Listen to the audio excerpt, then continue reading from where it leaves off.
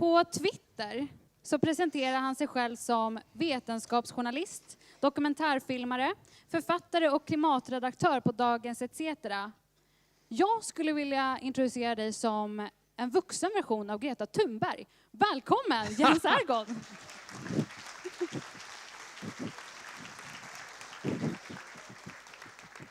Tack, det var en väldigt vänlig beskrivning. Jens Ergon heter jag, har varit med i Reformisterna från start. Och jobbat mycket med klimatfrågan som journalist tidigare också på SVT och även nu på Dagens ETC. Jag tänkte bara börja som introduktion här. Alltså, det reformprogram som Reformisterna presenterar, som Markus Kallifatides redogjort för, som Daniel Suhonen brinnande argumenterat för. Man kan säga att det finns ett namn för det. Alltså den här idén om ett förändrat finanspolitiskt ramverk, en förändrad ekonomisk politik som på allvar möjliggör att vi resolut kan ta itu med de stora samhällsutmaningar vi står för. De stora ödesfrågor som vi står för, som Göran Greider sa. Alltså å ena sidan de växande klyftorna, den vittrande välfärden, och å andra sidan klimatkrisen. Och det namn som nu så här, flyger över jorden är en Green New Deal. Alltså Reformisternas programförslag, det är en svensk Green New Deal. En grön ny giv för Sverige. Och alltså, om man säger, efter 4 decennier av nyliberalism, när nyliberalismen själv står svarslös inför de problem, djupa problem som man har åsamkat världen. Alltså den sociala krisen och klimatkrisen. Man står svarslös, och det här har lett till bland annat ett uppsving för högerpopulism. Men det har också lett till att stödet för den här idén, alltså Green New Deal, växer. Labour till exempel har antagit ett förslag om en brittisk Green New Deal. I USA så har vi idag presidentkandidater för det demokratiska partiet, alltså möjliga presidentkandidater som driver en amerikansk Green New Deal. Stödet poppar upp på fler och fler ställen. Jag var i New York på klimattoppmötet för ett antal veckor sedan, och där föreslog FN-organet UNCTAD en global Green New Deal. Det blåser vindar för förändring. Och därför så är vi väldigt glada att kunna presentera här idag den brittiska ekonomen Anne Pettifor. Anne, where are you?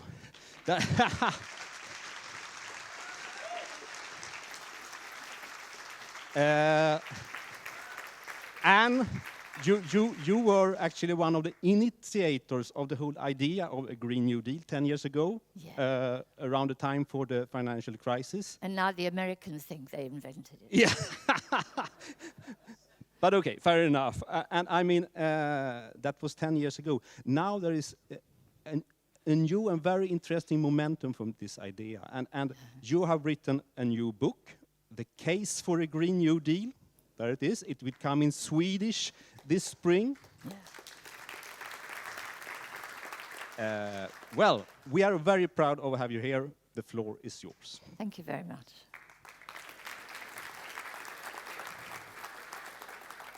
So first of all, can I say how wonderful it is to see such a huge crowd here on a day like this.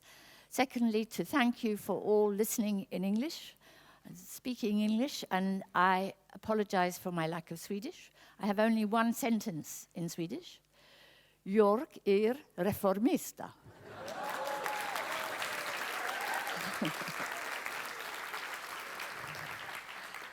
So I want to start, I don't know if you can read that there. I'm going to put lots of pictures up, but don't worry too much about them. But I want to start, if I may. Am I allowed to walk around, Mr. Technology? Okay. I'll start talking about the Sveriges Riksbank and its award this week. I refuse to call it by the name that it's usually called by, right, for economics.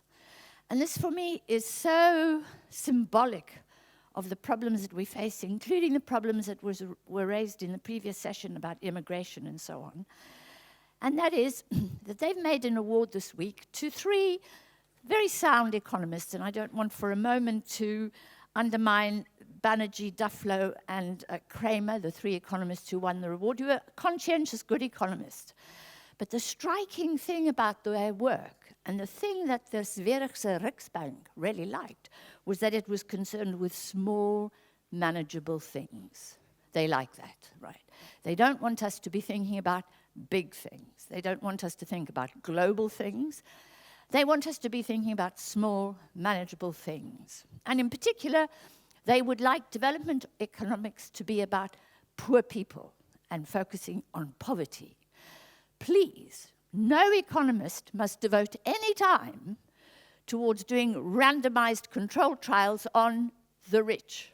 That would be unacceptable to the S-förening Riksbank. So I start with this because here in this city, we're embedding an ideology which is then informed in economics, which is then taught in economic schools and universities around the world. So your country plays a really important part in the spread of this ideology and the reinforcement of it. So I have a lot to say today, so I hope I can get it all in. So the thing is this, that I want to talk about the financial system as it currently is. And as you can see, we have scandal after corruption after scandal after scandal all the time. A day doesn't go by when Wonga is not mis-selling loans or British American tobacco are not paying their taxes, or the Financial Conduct Authority is fining a company called Prudential, and so on and so on. WeWork, which is a huge platform Silicon Valley business, which is mainly just real estate across the world, sucking rent out of every poor worker that is a part-time, insecure worker that has to find a little desk somewhere in a big city to work. They're now being exposed for just ghastly corruption, ghastly theft by the bosses of the company's resources. So we're not alone in being worried about this. The Financial Times last week, a couple of weeks ago, wrapped this thing around its newspaper. They are beginning to fret about the state of today's capitalism, and so they should. Because today's capitalism has invited the kind of insurgencies, the upheavals, the reaction, the authoritarianism, indeed fascism, that we're seeing around the world, not just in Europe, but in the Philippines with Duterte, in India with Modi, in Brazil with Bolsonaro. So there we're seeing this eruption against this thing, this huge thing which the S-förening Bank doesn't want us to think about, called globalization, where there are markets out in the stratosphere beyond the control of ordinary people. Now, if you want to understand why people are blaming immigrants, it's because they have given up on their politicians for 2 reasons. One, the politicians say, nothing to do with me, Gov. It's nothing to do with me, it's the markets. And secondly, everyone can see the politicians are impotent. And so they're looking for a strong man, invariably a man, occasionally a woman, in the case of France, to protect them from these market forces. And they are looking, of course, to blame the nearest other, the nearest stranger, for the crisis. And Alan Greenspan explained to us why.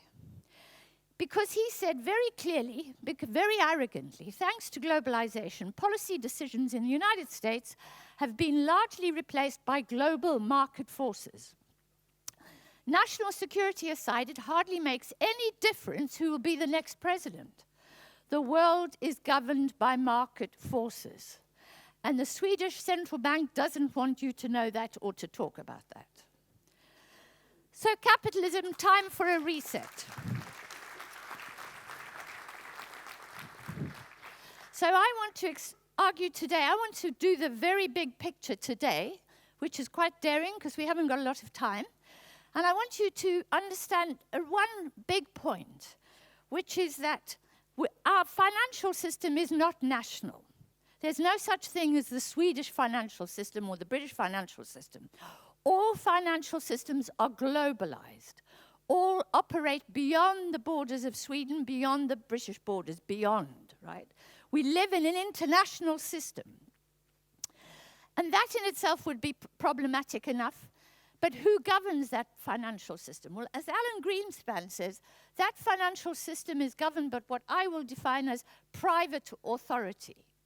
There have been moments in our history when the international financial system was governed by public authority. But at this stage, from the 1960s on till today, the financial system, the Swedish, British, American, Chinese financial system is governed by private authority in the global stratosphere. So, but history is marked by struggles between democracies and society and the finance sector to regain control over the financial system. And before I go much further, I just want to argue this. The financial system is a great public good. The monetary system is an extraordinary public good. It's a huge civilizational advance. It's like sanitation. Without our proper monetary system, you know, the health of the economy would be damaged. It's like living in a society where there is no sanitation system. The health of the people is undermined systematically. If you live in a country, a poor country in Africa, like, for example, Malawi, where they don't have a monetary system, where they don't have the public taxpayer-funded institutions that underpin the monetary system, you know what? There is no money. They rely on other people's money, the dollar, the yen, the euro, the sterling, right? So we are very fortunate. We live in societies which have monetary systems underpinned by public institutions.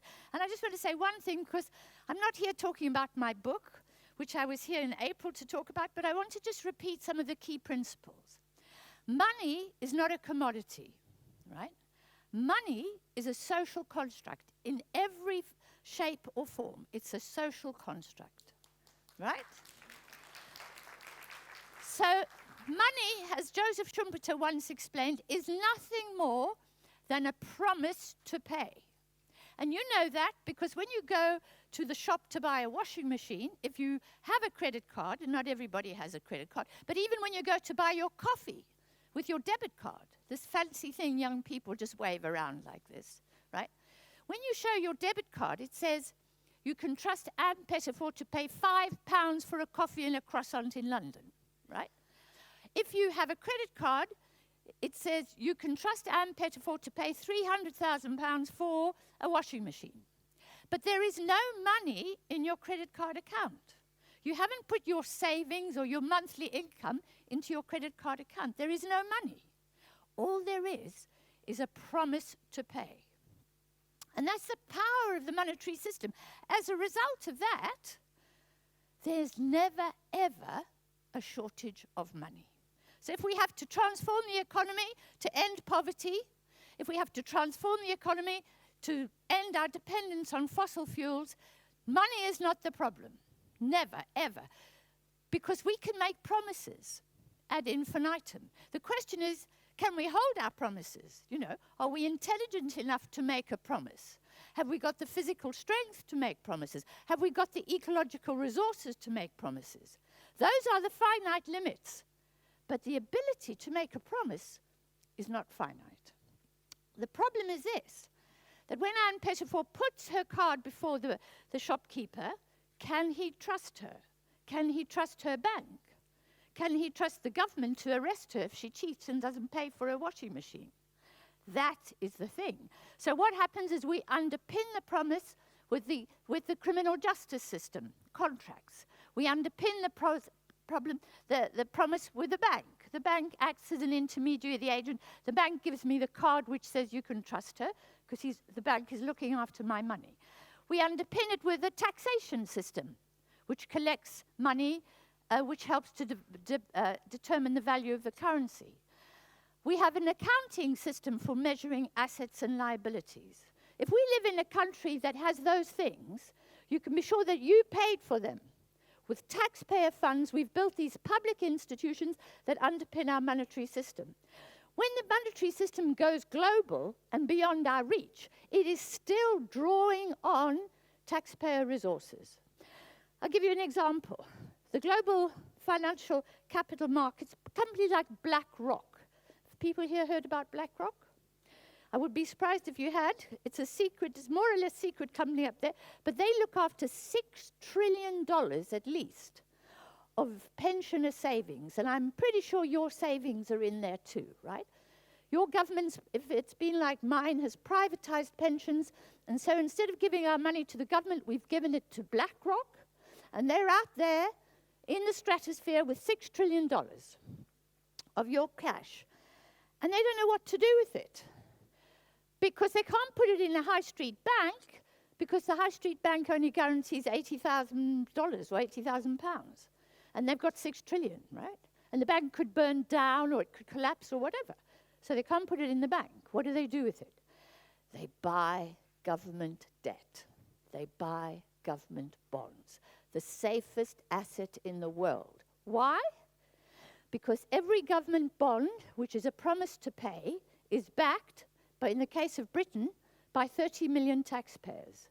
In the case of Sweden, I don't know how many million taxpayers, but quite a few, and they pay their taxes, they're good people, they have a good taxation system financed by taxpayers, right? The United States has got 140 million taxpayers, so their bonds are even more in demand for the BlackRocks of this world. But you need to understand that these companies can't survive without the public resources and the public institutions that we pay for. I'm telling you this because this shows that we have leverage, we have power over those guys if we only knew it, right? So, throughout history, we've had struggles between the finance sector and democracy for control over the system. So is it time for a reset? Periodically, we are defeated by the financial sector, right? And the system is restored or encased, to use a term coined by Quinn Slobodian, under private control. He explains the neoliberals don't just want a free market. They don't really believe in free markets, by the way, and they certainly don't believe in taking risks. They only want government subsidies for everything that they do and government guarantees, right? No, they're not risk takers. So the point is, what they've done, as the neoliberals argued, Hayek and those people after the 1930s, that the markets should be in the stratosphere and they should be encased. They should have an iron gate around them to prevent intervention, democratic intervention by governments. For them, that was the biggest threat to the markets, was that governments could intervene. So we've had huge struggles in which we've had to tackle this, and we've found it really difficult. So what I think is terribly important, and what I'm going to give you today, is a bit of a lecture, because as Rana Faruha, who writes for the Financial Times, is a brilliant economist, written a wonderful book called The Makers and the Takers. She says to fix things, we need to first tell ourselves the correct story about how we got here. Financialization is easily the least studied and least explored reason behind our inability to create shared prosperity, despite being the richest nations in the world. Because we don't understand. We don't know what has happened. We have to understand. And it's no accident that the Swedish central bank doesn't want us to understand the international financial system. So we start here, right? Now, for me, this is very moving. This is 2019, and it's exactly 100 years ago since the Treaty of Versailles was signed in Paris. And when you think about the consequences of that treaty for my parents' generation, for your parents' generations, for us today, that was a pivotal moment in our history. So world leaders were gathered in the Hall of Mirrors in Paris for selfish, stupid, and, well, not entirely stupid leaders. One of them was a great imperialist, and he was determined to use the opportunity of the chaos of the war to extend his empire. But on the whole, they were stupid and selfish. And while they were there was chaos in the streets of Paris. On May Day in 1919, the trade unions declared a general strike. And people were out on the streets, and the police were shooting and killing people. Some people say that Keynes and his other delegates had to step over bodies to get to the Hall of Mirrors. That's how chaotic it was. But that was just Paris. Germany was lying in ruins. Russia was in revolt. The Bolsheviks were in charge. Europe was decimated, and the leaders cared not a damn, right? And at this event was a young man at 35, John Maynard Keynes, who was appalled, who was horrified by the way political leaders talked about the negotiations and about the outcome of the negotiations. And he could see what was happening. He could see how the whole of Europe had been destroyed and how the destruction of Europe was affecting countries outside Europe, including the United States. And the thing that I like about Keynes, and I'm a fan of Keynes because I worked in the field of sovereign debt for the poorest countries, Africa, Latin America, and I found no economists who could help me understand what had been the cause of the sovereign debt crisis. He understood. So I'm a fan of John Maynard Keynes. And he understands money. That's the other thing. Most economists don't understand money or the nature of money, but he did. Right, so the problem was that the Germans owed the British money, but they had no capacity to pay. Their military had decimated their economy. And they had no capacity to invest in their own reconstruction of those assets that would generate income and enable the country to pay. So when you're on your knees, if you're a poor country in Africa or in Latin America, if you're Argentina in the worst state, it's really hard to get started again, right? The British owed the Americans money, but they had no capacity to pay unless the Germans paid, and the Germans could not pay. So Keynes came up with a revolutionary plan. Now, the more I study this history, the more I realize how that plan has been just dismissed as nothing, really, and not talked about much. But it was it wasn't just a Keynesian plan, it was a revolutionary plan. And the plan was this: resetting capitalism. He would propose that Germany would issue a bond, a promise to pay for £1 billion. And of course, nobody would trust that bond because there were no public institutions backing it up, and the country was on its knees. So he suggested that Britain, France, and the United States should guarantee the bond. That way, finance investors would think it was safe, and they would lend money to Germany. Creditors, the people who lent money to Germany, would get an asset, and an asset which generates income, interest, every month or every year over time. And Germany would get finance for reconstruction, right? 70% of the money would go to reparations and 30% for reconstruction. Their bonds would have priority over all other German obligations. Enemy nations would guarantee them jointly and severally, and the League of Nations would impose a penalty if Germany was going to default. But his plan went further. He thought that what he could do was use the bonds as a new kind of money for countries to use to pay each other.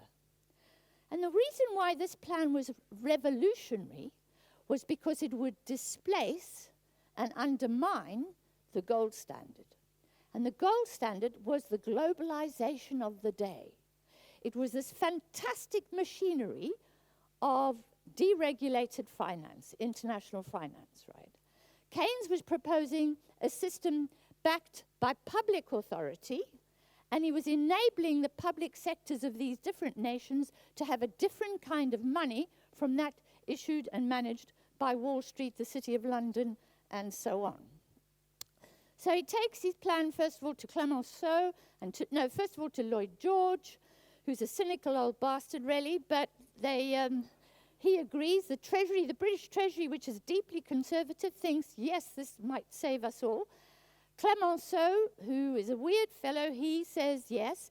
Then he goes to the third person, President Wilson, President of the United States of America, who is in Versailles to use the war as an opportunity to extend the United States' imperial reach across the world. And he has, as his big assistant in that task, a man called Thomas Lamont, who happened to be chief executive of J.P. Morgan in Wall Street, right? And J.P. Morgan writes the letter. Now, we didn't know this until about 5 years ago when a brilliant economic historian called Eric Rauchway delved into Wilson's papers and discovered that Wilson never had anything to do with the letter. The letter was written by Wall Street. And the letter said, no, we didn't think this was a very good idea. no, this idea of a bond backed by governments, not good idea. We would prefer, said the letter, for the usual private channels to finance the recovery of Germany. And the letter was written by the usual private channels, Wall Street, right? So what happened? And Wilson said, oh, he had arguments with different people and so on, and he couldn't possibly do it. So Wall Street drafts the letter and undermines the great plan, undermines Keynes' scheme. It was a plan to redesign the international financial architecture, to shift it from the gold standard and private authority to public authority over the system. What was the chaos? What was the outcome of refusing to listen to Keynes? It was just ghastly. For a start, the United States is plunged into a financial crisis in 1920 because suddenly all her customers in Europe are on their knees. They're no longer buying weapons and they're no longer borrowing money. They're bust. They have no money. And the United States has a financial crisis. Then, because the financial system remains deregulated and liberalized, credit inflates massively. The banks start lending crazy money, and they lend it to people who are gambling on the stock exchange, right? That goes on until 1929, when that blows up, and there's a massive debt deflation, and we get the Great Depression, right? So what we then is, we've got the restoration of the fantastic machinery of global self-regulation, which is the gold standard, and we get all the crises that happened between 1919 and 1939, and which climax in that devastating Second World War, right? Now think about that. If you were Keynes, how did you feel through those years watching this happen, right? Especially when your ideas were being mocked and ridiculed all around. I'm including this quote here from a chap called Leland Crabb, who was at the St. Louis Fed, one of the Federal Reserve banks. And it's a paper on the international golden standard and US monetary policy. And he writes, when the United States operated the gold standard, the Federal Reserve imposed a severe monetary contraction, call it austerity, which defended the gold standard but contributed greatly to a depression. Hoping to stabilize the world economy in the 20s, the industrial nations, notably Britain and France, restored the international gold standard. The restoration, says the Central Bank of the United States, which must be judged a failure, compelled the Federal Reserve to make choices between its international and its domestic objectives. And I stress this to you, that when you have to pay attention to international capital markets, the last thing you want to do is to pay attention to your domestic economy and look after that. Because those are the guys who are making all the decisions. So our politicians, all of them, privatizing our health system, privatizing all the public assets, are paying attention to those guys, because that's where the money is coming from, and that's where government is happening. And that is why we have these uprisings around the world, because people understand that they're being done over in the interests of the 1%.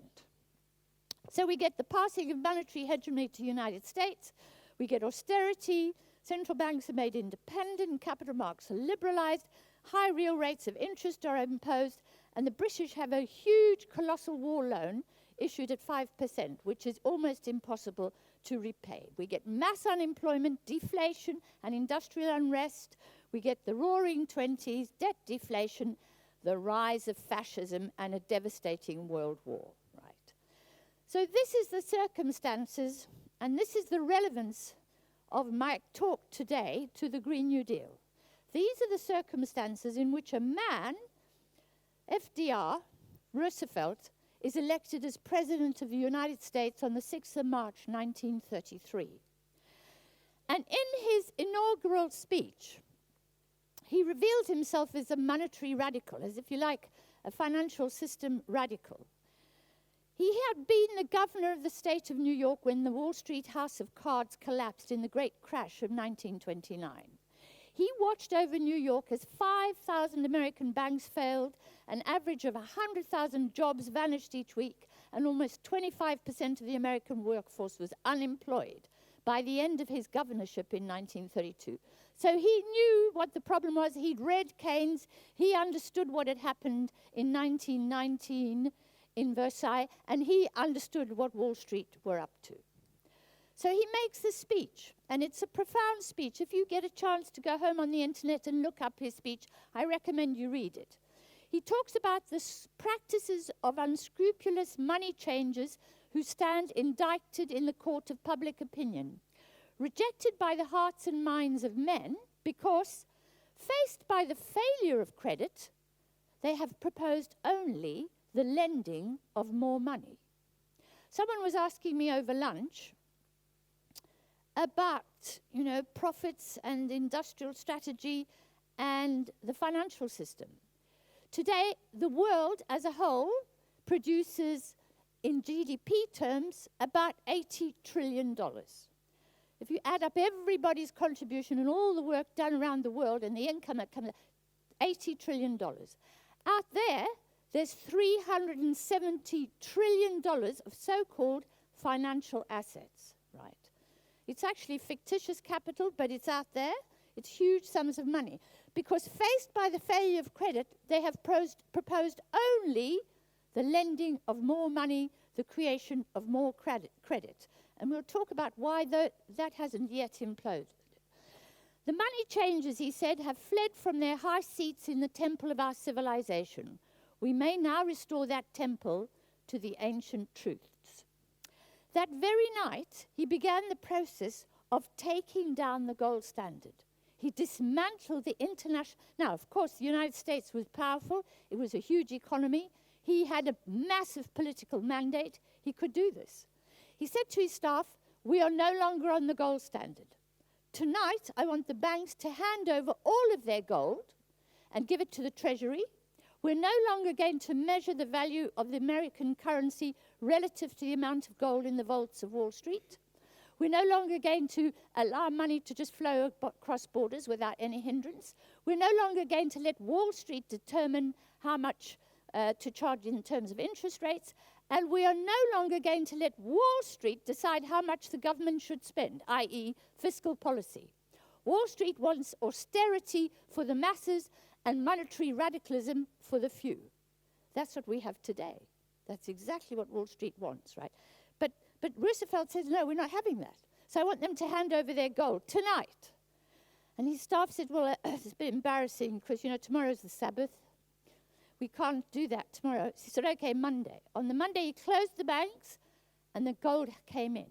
And that was the beginning of the end of the global gold standard, but it was the end of this gold standard as applied to the United States. And what that did was it freed Roosevelt to spend money to tackle unemployment, but above all, to tackle one of the greatest crises that the United States faced at that moment. The key thing was this. By dismantling the gold standard, he put the government in charge of the economy. The government was now in the driving seat. I looked for a picture of Roosevelt in the driving seat, but of course he was disabled. So he never drove, but this is a picture of him sitting on the seat of the driving seat anyway, so that makes my point. And he put Wall Street in the boot, right? Today our governments are not in the driving seat of setting economic policy. If the Swedish government is embarrassed by its health policy and the impact on people and can't talk about it, that's because they are not in the driving seat, right? They are in the boot. So what Roosevelt did was to reverse that. And by doing that, he began to spend. Even though the United States had debt, he understood, as Keynes had explained, that the government has to spend and invest in employment because, as you and I all know, employment generates income. You get a job, at the end of the month, you get some income. Furthermore, the government gets tax revenues if you're employed, both direct PAYE tax revenues, but also if you go to the shops or if you pay tariffs on anything or you travel or whatever. So the government, every time someone is employed, earns more income.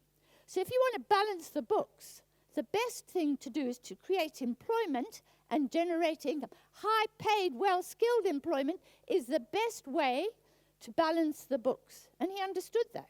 Roosevelt understood that. So he started to create jobs. And that generated income, that balanced the books and lowered the debt. Right now, countries in the West have vast amounts of debt, and then, so monetary radicalism, loads of credit created, and austerity and no income. In Britain, wages are still below what they were before the crisis, right? No wonder our systems are out of balance.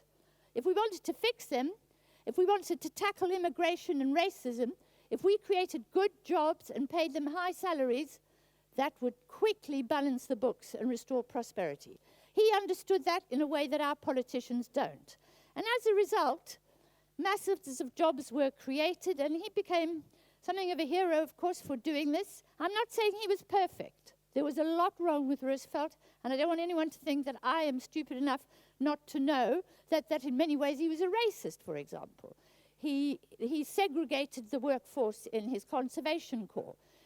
And just as bad, he refused to allow women to join the conservation corps. So there was a lot wrong with this man, but he understood the power of the finance sector and how to tackle. He began to dismantle Wall Street's power over economic policy, the restoration of economic policy autonomy to his democratically elected government. That enabled him to manage the value of the currency and to restore public authority, which allowed him to spend. And he spent on these amazing schemes, not just on creating jobs, but also on creating social security, right? For more security for the American family, pensions for the elderly, pensions for women and children, and so on. And this is a really important point, and I just want to make this point. Because in Britain, we have this huge debate where, you know, we have investment in physical infrastructure is a very good thing, but investment in paying people wages to look after nurses, to look after people with Alzheimer's is a very bad thing because it drains the treasury of income, right? And that is false, right? We need to build physical infrastructure and social infrastructure. And just because blokes work on big infrastructure programs like, you know, railway lines and building hospitals and so on, and women work in care, is why we discriminate the budget in the way that we do. But this is infrastructure, and what women do is also infrastructure, and women pay taxes, and they go shopping and pay more taxes, and that pays for their salary, not just 1 year, not just 2 years, but for the 30 years that they work in working life. So let's just end this discrimination against women. That's at least, Roosevelt did understand that. But the thing about Roosevelt was that he faced a huge ecological crisis. It was called the Dust Bowl. And I'm bringing you now to why the New Deal is so relevant to us today, right? So the United States had decimated large swathes of land by over-farming, agriculture, etc. From Texas through to Nebraska, they had this massive dust bowl. They had people migrating. They had awful poverty, anger, and the threat of the rise of fascism because of that anger, right? America First wasn't invented by Donald Trump. America First was invented by Lindbergh in the 1930s, fascist in the 1930s. So this is the era of this poverty, this extraordinary decimation of the wealth of the nation, of harsh soil conditions and erosion and so on, and immense poverty. And he begins to invest. He invests in the Civilian Conservation Corps, which employs thousands of people in camps, men, mainly men, black and white, but segregated. And he begins to plant trees. The Roosevelt administration planted 3 billion trees to deal with soil erosion. They didn't do everything perfectly. They didn't know as much as we know today. And of course, the scale of their crisis isn't the same as the scale of our crisis. Nevertheless, it was great. What I love is that they invested in the arts as well, in creative, non-carbon emitting activity. So, for example, John Steinbeck got a grant to write his book. So The Grapes of Wrath comes out of taxpayer subsidies to artists, right? It was extraordinary. And that's something we're going to really have to think about, because we're going to have to do more of this kind of activity in a green economy. Work pays America, the great symbol. So Roosevelt achieved the restoration of public authority over the US financial system and then the international financial sector, which had eluded Keynes in Paris in 1919. And then at Bretton Woods in 1945, that power, that public authority is maintained, well, maybe for 5 minutes, right? Because as soon as the economy, it's very interesting, Roosevelt banned any banker from attending the Bretton Woods conference. Only economists could attend. And he had economists from India and Africa and Europe and everywhere. So, but no bankers were allowed to be there. As soon as the economists left and went back to Washington, the bankers moved in. And they began to chip away at the system. And by the 1960s, we have deregulation, we have the euro bond market established, and we get back to private authority restored over the system. And this is the consequence. Soaring corporate debt levels, which threaten financial stability, that came out of the IMF yesterday. Global economy faces $19 trillion corporate debt time bomb, warns the IMF. IMF heightens warning on corporate debt following central bank. IMF sounds alarm over 19 trillion corporate debt. I mean, 19 trillion is a drop in the ocean compared to what is going on out there. They slash global growth forecasts. We're now about to move into a deep depression, recession, global, because of course everything is connected. Asia's darkening growth outlook. IMF warns limited ammunition. Oh, we can't do anything. We're hopeless. We're in power. We have no powers. We can do nothing about this. We just have to all lie down and die. Oh. I don't want you to take that attitude. The risks behind foreign banks, dollar funding, and so on. So capitalism, yes, is in time for a reset. And that's what the Green New Deal is about. I'm arguing that we cannot think about transforming our economy away from its addiction to fossil fuels unless we have control over the financial system to pay for this. The fact of the matter is we're going to have to close down oil companies. We're going to have to close down coal mines. We're going to have to close down gas outfits, right? We're going to have to close them down tomorrow.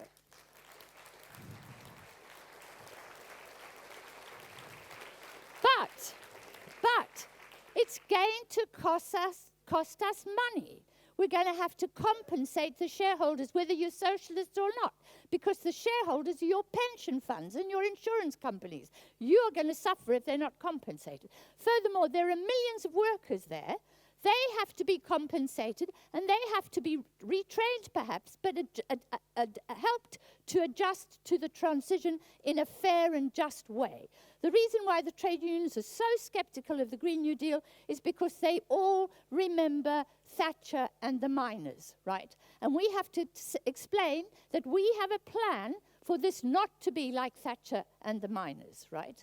We want to take all the steel workers and ask them please to use all the steel that's now in the country and to recycle it, to rework it, to make it into other things. Because we've got to reuse all those old aeroplanes that are going to be stranded now at the airport because they won't be able to fly anymore. What are we going to do with all that metal? Well, we'll ask those engineers to tell us how to do that, right? So we've got a lot of work to do and we need the money. But as long as the financial system is under private authority, we will not be able to do all this. We will be living in cloud cuckoo land. Thank you very much. The case for the Green New Deal.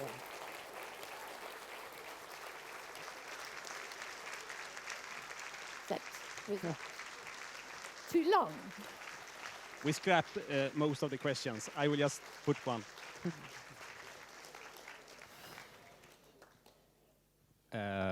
Thank you very much, Pettifor, for this fascinating presentation of the background case for a Green New Deal. Now, I've been instructed, because we are a little bit behind in time and we have a coffee break, I have to slash my questions, but I want to put one thing, which is not a question, it's a proposal, actually, because, I mean, in your book, you're arguing for a Green New Deal, and actually a global Green New Deal. Today we have proposals We have raised here in Sweden by the reformists. We have Labour in the UK. We have presidential candidates, democratic presidential candidates, probably in the US, actually.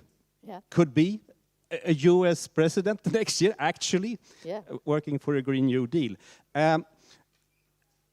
I have a proposal, because we work at the national level now. I mean, why not form, perhaps there already is, why not shake hand and form a global alliance network for a Green New Deal? It could be with the parties, with the think tanks, with the scientists, perhaps ultimately with the government. I mean, why not form the alliance right now? Hallelujah. I think that's a brilliant idea. You know what I'd like? I'd like us to have a European partnership. Yeah. It would be quite nice. You know, I live in a country where we don't even want a European partnership. So we shake the hands. Start it. Shake hands, yes.